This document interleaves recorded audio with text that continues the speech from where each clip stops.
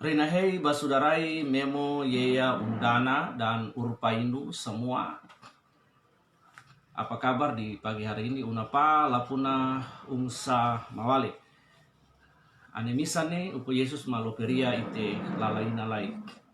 Basudarai semua yang berkaitan dengan postingan saya di Facebook, grup Facebook Maluta tentang penolakan saya terhadap status bahwa gereja berasal dari Baileo yang diunggah oleh Kahuri Alane, dan kemudian terjadi diskusi dan percakapan pada grup tersebut. Saya memberikan disclaimer di sini bahwa diskusi tersebut berjalan sampai hari ini dengan baik sekali. Di dalam diskusi itu ada perbedaan-perbedaan pendapat yang tidak bisa dihindarkan. Saya menghargai pandangan dan pendapat semua yang terlibat di dalam diskusi tersebut dengan baik sebagai pola pikir dan buah pikiran yang mereka sampaikan pada diskusi di grup Maluta berkaitan dengan adat dan budaya serta kaitan dengan Baileo serta gereja. Diskusi yang baik meskipun diperuncing oleh perbedaan pendapat yang sangat tajam, tetapi harus juga disertai dengan data dan fakta sehingga bisa mendukung pendapat kita dan tidak saja berujung kepada retorika. Nah, mari tanggapan saya ini, saudara semua, memberikan tanggapan karena kalau saya tulis terlalu banyak dan panjang, karena itu dengan video ini beta harap saudara bisa melihat semua.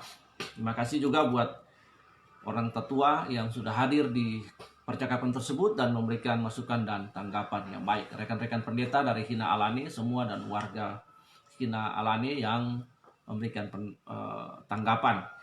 Baik, yang pertama saya ingin memberikan supaya kita punya pemahaman yang benar dulu tentang apa itu adat, maka saya mencoba untuk memberikan makna dari kata adat itu dari yang pertama Kamus Besar Bahasa Indonesia.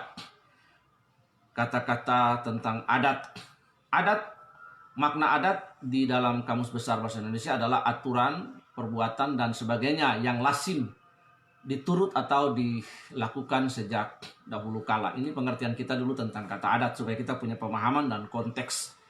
Yang kedua, adat adalah gagasan kebudayaan yang terdiri dari nilai-nilai budaya dan norma, tata aturan, ya. Terus kebiasaan itu sesuatu yang dilakukan berulang-ulang terus-menerus akhirnya menjadi sebuah kebiasaan kelembagaan. Dan hukum adat yang lazim dilakukan oleh satu kelompok dalam konteks dekat adalah masyarakat alang sendiri. Apabila adat ini tidak dilaksanakan, akan terjadi kehancuran yang menimbulkan sanksi yang tak tertulis oleh masyarakat setempat terhadap pelaku yang dianggap menyimpang. Karena adat itu ada hukum adatnya yang mengikat masyarakat setempat. Kemudian yang ketiga, adat menurut Jalaluddin Tunsam, seorang yang berkebangsaan Arab yang tinggal di Aceh, dalam tulisannya pada tahun 1660, adat berasal dari bahasa Arab, bentuk jamak dari kata adah yang berarti cara atau kebiasaan. Kemudian yang berikut dalam menurut Kamus Webster yang menjadi rujukan semua para skolar, semua para pakar dalam berbagai disiplin ilmu, maka Kamus Webster itu menjadi sebuah acuan bagi kita. Di dalam Kamus Webster ini dibilang the definition of custom atau adat adalah a uses or practice common to many or to particular place or class or habitual with an individual. Artinya bahwa budaya adalah ide, adat, keahlian, seni, dan lain-lain yang diberikan oleh manusia dalam kurun waktu tertentu, long established practice considered as an unwritten law. Bapak Ibu, itu adalah yang menyangkut moral, sistem sosial, dan norma perilaku yang berdasarkan kepada kepercayaan, kemampuan. Nah, Bapak Ibu Saudara yang dikasihi Tuhan, itu adalah pengertian adat. Dalam tulisan saya itu, saya menyoroti adalah bahwa ada adat yang baik, yang selaras dengan firman Tuhan, kita ikuti. adat yang tidak sesuai atau kontra, bertolak belakang dengan kebenaran Alkitab sebagai otoritas orang percaya, itu yang kita tolak. Adat yang tidak baik misalnya yang berkaitan dengan hal-hal upacara yang ada unsur spiritisme, unsur mistik yang akan berujung kepada sinkretisme sehingga kita menduakan Tuhan atau mensubstitusikan Tuhan dalam adat itu. Mari kita lihat pengertian rohani, Bapak Ibu, sebagai sebuah tanggapan saya bagi percakapan di grup tersebut. Yang pertama adalah sebagai orang percaya, ada kalanya sangat dipengaruhi oleh latar belakang budaya dalam menilai suatu hal. Kalau kita tidak berhati-hati sebagai seorang pemercaya, sebagai seorang Kristen, maka kita bisa saja terjebak. Terjebak sebagai orang percaya bukan berdasarkan standar dari Tuhan, tetapi tolak ukur budaya atau adat. Nah, ini yang harus kita pahami. Yang berikut, dalam mentaati Alkitab sekalipun, kita harus dapat memilah apa yang merupakan prinsip yang utama atau nomos dari Tuhan dan apa yang merupakan budaya orang alang atau adat orang alang. Ini yang harus kita pahami dulu. Dari Tuhan dan apa yang merupakan budaya orang alang. Nah, ketidakmampuan kita untuk memilah di antara keduanya bisa saja membuat kita mentaati apa yang sebetulnya merupakan hal yang bukan dari Tuhan. Sebagai orang percaya, kita harus memastikan bahwa semua dasar penilaian dan juga cara kita menjalani hidup kita didasarkan pada Alkitab, pedoman hidup yang diberikan Tuhan, bukan pada pengaruh budaya. Sekali lagi saya membaca, sebagai orang percaya yang mengaku bahwa Yesus Kristus adalah anak Allah, all of us that confession Jesus Christ is the living Son of God, maka kita harus memastikan this is an option. This is not an option, but a must. Ini bukan sebuah pilihan, opsi, tapi sebuah keharusan. This is a must, not an option. Sebagai orang percaya, maka kita harus memastikan bahwa semua dasar penilaian dan juga cara kita menjalani kehidupan kita didasarkan pada Alkitab sebagai pedoman yang diberikan oleh Tuhan, bukan pada pengaruh budaya atau adat. Is the very important things for us, Saudara Aludi. Dalam hal hidup bersama, umpamanya Alkitab menggambarkan kepada kita suatu masyarakat yang hidup dalam satu hubungan sosial dengan tingkat keakraban yang sangat tinggi. Kita tahu bahwa masyarakat Kristen yang pertama secara khusus bermula setelah Roh Kudus dicurahkan pada hari Pentakosta, seperti yang digambarkan dalam Kisah Rasul pasal 2 di ayat 46. Masyarakat Kristen pertama digambarkan sebagai orang dengan tekun dan sehati berkumpul dalam bait Allah secara bergilir. Mereka juga makan dalam rumah masing-masing dengan penuh gembira dan dengan tulus hati. Di sini jelaslah bahwa rencana Tuhan bagi masyarakat Kristen adalah suatu kehidupan tingkat interaksi yang sangat tinggi, yang sangat tinggi di antara orang-orang Kristen itu. Bapak Ibu Saudara yang dirahmati, dan memang tidak dapat dipungkiri bahwa masyarakat negeri Alang telah dipengaruhi oleh adat dan lebih condong ke adat yang lebih condong ke pola kehidupan yang mistik, spiritisme yang berujung kepada. Pada kenyataannya kita masih jauh dari budaya yang alkitabiah atau menurut standar. Bapak Ibu Saudara yang dirahmati oleh kasih karunia, kita tidak bisa mengambil Alkitab, contoh-contoh Alkitab dalam perjanjian lama dan kemudian mengenakan pada kehidupan hari ini. Ketika Yesus Kristus menebus manusia, maka seluruh hukum Taurat itu tidak digunakan lagi pada era perjanjian baru. Artinya hukum seremonial, hukum adat, hukum sipil, mispayim itu hukum sipil yang terdiri dari 613 mitzvot itu tidak digunakan lagi atau dibatalkan. Dan pada gereja perjanjian baru kita mengenakan the law of Christ, hukum Kristus, kehidupan Kristus, perilaku Kristus, pola hidup Kristus, kata-kata Kristus, tindakan Kristus. Dalam hidup kita mengenakan hukum Kristus, sehingga tidak lagi kita mengenakan manusia lama atau manusia adat. Nah, ini yang perlu kita pikirkan. Nah, Bapak Ibu, mari kita melihat sejak manusia jatuh ke dalam dosa, maka segala sesuatu manusia jatuh ke dalam dosa itu bukan saja tentang dirinya, tapi semua produk yang dihasilkan, budaya yang dihasilkan. Sebagai makhluk homo socius, manusia berelasi dengan sesama. Di dalam berelasi itulah maka tercipta budaya, terciptalah adat, dan lain sebagainya, tata aturan yang disepakati dalam sebuah kelompok. Seperti yang tadi saya utarakan dalam pengertian kata adat. Tetapi kita harus lihat bahwa dalam Roma 3:23 manusia telah jatuh ke dalam dosa dan kehilangan kemuliaan Allah. Ini yang penting. Bukan saja manusia itu ke dalam dosa, tapi semua budaya, semua produk budaya yang dihasilkan oleh manusia ikut jatuh ke dalam dosa. Karena itulah budaya itu perlu dimurnikan. Budaya yang sejajar, yang sesuai dengan Alkitab, itu kita ikuti. Budaya yang tidak sesuai dengan Alkitab, itu kita buang. Nah, karena Alkitab sendiri merupakan parameter otoritas tertinggi dari kehidupan Kristen. Jika tidak, maka kita sementara gagal. Bapak Ibu, itu adalah Allah, manusia, dan hukum dan kerajaannya. Mari saya membawa kita dalam pelayanan konteks lintas budaya. Pelayanan lintas budaya ini adalah catatan yang saya tulis dalam catatan saya di website, di blog, kemudian di Facebook, dan banyak catatan lain yang tersebar. Pelayanan lintas budaya dan kontekstualisasi. Pertama saya mau menyampaikan bahwa orang Kristen itu terbentuk pertama di dalam sebuah kota yang bernama Antioquia. Disitulah kata Kristen disebut. Nah, kata Kristen ini berasal dari sebuah kata yang namanya habitus. Habitus artinya adat, cara hidup, budaya yang berbeda dari orang-orang yang ada di sekitar Antioquia.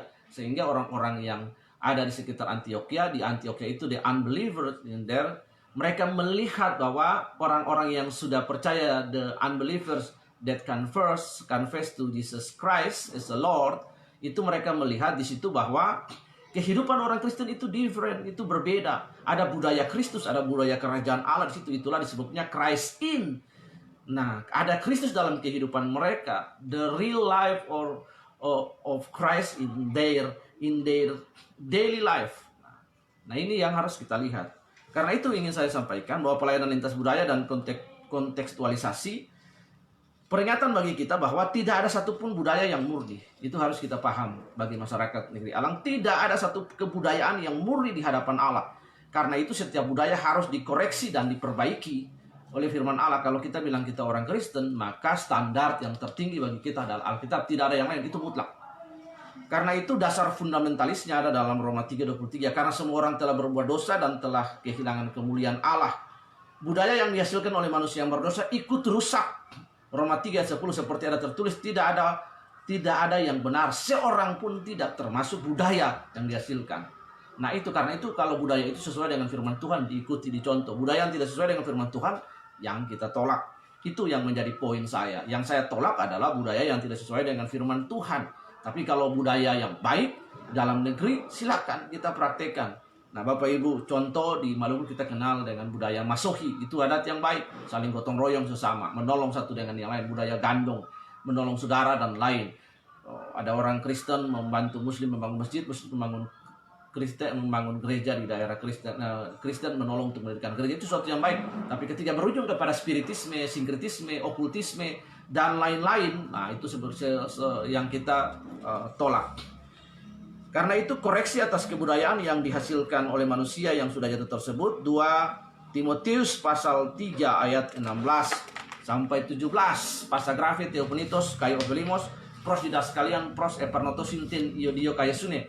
Segala firman yang diilhamkan Allah bermanfaat. Segala tulisan yang diilhamkan Allah bermanfaat untuk mengajar, mendidik, menyatakan kesalahan dan memperbaiki kelakuan, dan untuk mendidik orang dalam kebenaran. Dengan demikian tiap-tiap manusia kepunyaan Allah diperlengkapi untuk perbuatan baik.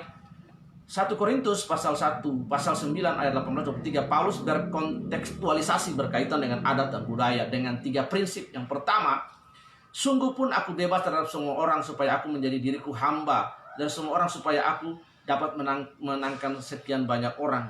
Demikianlah bagi orang Yahudi, aku menjadi seperti orang Yahudi, supaya aku memenangkan orang Yahudi. Bagi orang-orang yang hidup di bawah hukum Taurat, aku menjadi seperti yang hidup di bawah hukum Taurat. Sekalipun aku sendiri tidak hidup di bawah hukum Taurat, supaya aku dapat memenangkan mereka yang hidup di bawah hukum Taurat. Bagi orang yang tidak hidup di bawah hukum Taurat, aku menjadi seperti orang yang tidak hidup di bawah hukum Taurat. Sekalipun aku hidup di luar hukum Allah, karena aku hidup di bawah hukum Kristus, supaya aku dapat memenangkan mereka yang hidup di bawah hukum Taurat. Bagi orang yang lemah, aku menjadi seperti orang yang lemah, supaya aku dapat menyelamatkan mereka yang lemah. Bagi semua orang aku telah menjadi segala-galanya supaya aku sedapat mungkin memenangkan mereka, memenangkan beberapa orang dari antara mereka. Segala sesuatu ini aku lakukan karena Injil supaya aku mendapat bagian di dalamnya. Attention bagi kita, jika gereja tidak berhati-hati, maka proses kontekstualisasi budaya itu bisa bermetamorfosa menjadi penerimaan budaya, asimilasi budaya yang berujung kepada sinkretisme. Sebab itu Paulus dengan lantang, dengan tegas, serta keras menyampaikan apa yang tertulis dalam Galatia pasal 1 ayat 9. Bahkan jauh hari sebelumnya dalam Galatia pasal 4 ayat 16, dia berkata, apakah dengan mengatakan kebenaran kepadamu, aku menjadi musuhmu. Jadi jemaat di Galatia mencoba untuk mencampur adukan budaya saat itu, adat dan hal-hal yang lain dengan kebenaran firman Tuhan. Itu yang ditolak oleh Paulus. Dan kita pun tolak. Dalam sejarah reformasi juga kita harus tahu bahwa Martin Luther menolak segala budaya gereja utama pada waktu itu, gereja barat waktu itu, Katolik pada waktu itu dengan segala budaya dan tata caranya. Dan hari ini kita menjadi gereja yang Protestan, yang seharusnya kita terus memprotes hal-hal yang salah dalam pelayanan-pelayanan yang tidak memuliakan Allah. Seperti yang telah kami katakan, nah ini berkaitan dengan hal tersebut di atas, maka kontekstualitas atau pemikiran kita tentang adat harus seperti berikut, supaya penginjilan lebih berhasil. Artinya di dalam kita berkontekstualisasi, pertama supaya penginjilan itu lebih berhasil, membawa jiwa banyak kepada Tuhan Yesus. Nah itu. Yang kedua, supaya Injil lebih relevan, Injil dapat diterima. Misalnya contoh, misalnya saya tinggal di Bali. Hari ini saya tinggal di Bali dan melayani orang Bali. Maka saya menyanyikan lagu Bali. Dan puji Tuhan lewat hal itu, saya membaptis orang Bali yang kasta tertinggi dalam orang Bali. Saya punya dokumentasi dan foto-fotonya semua ada. Karena saya bisa berbahasa menyanyikan lagu Bali. Saya menyanyikan lagu Bali. Dan hanya dengan menyanyikan lagu Bali itu, dalam budayanya dia merasa diterima dan dia memberi diri untuk dibaptis. Yang ketiga, supaya Injil itu tetap murni. Jadi Bapak Ibu, dengan demikian maka kontekstualisasi berdasarkan 1 Korintus dapat saya definisikan sebagai berikut. Kontekstualisasi merupakan suatu cara menyampaikan dan meneladani Injil supaya kita dapat memenangkan sebanyak orang. Kita menyesuaikan diri dengan adat setempat supaya Injil menjadi relevan. Kita juga hidup di bawah hukum Kristus supaya Injil disampaikan itu tetap murni. Artinya sebagai warga alang, kita hidup sebagai warga alang sebagaimana biasanya. Nah, tetapi untuk melakukan hukum adat yang bertentangan dengan Injil, ya kita tidak melakukan. Bapak Ibu, ketika Tuhan Yesus mati dan tabir bait Allah terbelah menjadi dua, maka seluruh hukum upacara agama yang mengatur orang Yahudi itu gugur dan batal. Gugur dan batal. Kecuali Dekalog. Ada 613 yang disebut misvo. Dalam misvo itu ada misi patim, ada misi payim, ada hukum agama, ada hukum sipil. Nah, ritual upacara di bait Allah itu sudah tidak lagi dipraktekkan. Yang dipraktekkan adalah hukum kasih. Nah, jadi Bapak Ibu, itu adalah tanggapan saya. Kemudian kita dapat melihat bahwa budaya, jangan kita mengambil Alkitab lalu kita mencocok-cocok logikan Alkitab budaya di alam dengan budaya di Israel. Karena apa? Ada jurang pemisah yang jauh. Yang pertama adalah culture gap, budaya. Ada jurang pemisah antara budaya di alam dengan budaya di Israel. Yang kedua, the historian gap, jurang sejarah yang cukup jauh. Nah, kemudian kita dapat melihat budaya orang Yahudi itu tidak ada kaitan sama sekali dengan sinkretisme. Dengan sinkretisme pada waktu itu. Sementara budaya di alam ada sinkretisme. Karena itu kita harus berpikir orang alang waktu itu belum mengenal Tuhan. Nah, Tuhan bagi mereka itu adalah bulan, kekuatan alam, dan lain sebagainya. Yang bilang bahwa Tuhan itu kepada mereka adalah narasi kita sendiri. Tapi waktu itu mereka belum mengenal Tuhan. Seseorang yang mengenal Tuhan adalah seseorang yang beribadah pada Tuhan, yang mengenal Tuhan dengan cara-cara yang baik. Nah, orang alang yang mendirikan alang, para leluhur waktu itu belum menerima Tuhan, belum mengenal Tuhan. Orang alang pertama yang menerima Tuhan adalah Tomalima Sabandar. Nah, itu yang disebut orang Kristen yang pertama. Tapi para datuk-datuk leluhur, mereka belum mengenal Tuhan. Tuhan dalam konsep pikiran mereka adalah kekuatan alam, bulan, matahari, dan lain sebagainya. Nah, itu yang harus kita pahami. Agama mereka waktu itu bukan agama Kristen, masih animisme, dinamisme. Nah, karena itu kita tidak bisa kemudian mencaplok bahwa mereka mengenal Tuhan, mereka menyembah Allah Tritunggal dan lain. Bapak Ibu Saudara yang dikasihi oleh Tuhan Yesus, Allah Tritunggal itu baru didefinisikan pada tahun 325 Masehi. Ya, 325 Masehi di Konsili Nikea. Nah, bagaimana mungkin dalam ada jurang histori, the historical gap itu orang di alam mengetahui tentang Allah Bapa Tritunggal, Bapa Putra dan Roh Kudus. Nah, ini harus kita kembali kepada konsep yang benar. Demikian tanggapan saya terhadap percakapan yang ada di grup. Saya akan posting ini juga di grup Maluta. Jadi itu yang ingin saya sampaikan. Bapak Ibu Saudara yang dirahmati oleh kasih karunia, intinya adalah bahwa saya sangat setuju dengan hal-hal yang baik dari budaya di negeri alam, budaya hina alane, adat dan adat atau aturan kebiasaan yang baik. Tetapi ketika sudah berhubungan dengan spiritisme, berhubungan dengan mistik dan lain sebagainya, sesuatu yang sudah di luar Tuhan, maka itu yang saya tolak. Itu intinya di situ, itu yang saya tolak. Karena kita sudah menjadi Kristen, kita sudah meninggalkan cara yang lama. Manusia semua sudah jatuh ke dalam dosa.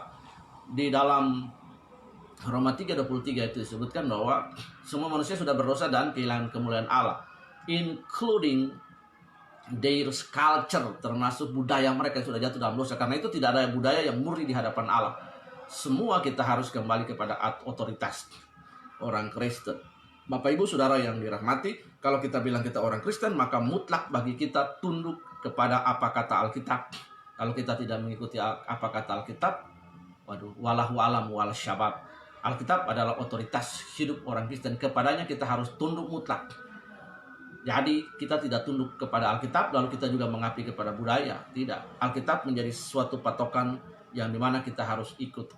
Itu adalah tanggapan saya. Tuhan Yesus memberkati kita semua. Saudara semua yang ada di grup, demikian tanggapan saya dapat menjadi berkat bagi kita semua. Tuhan Yesus memberkati. Shalom.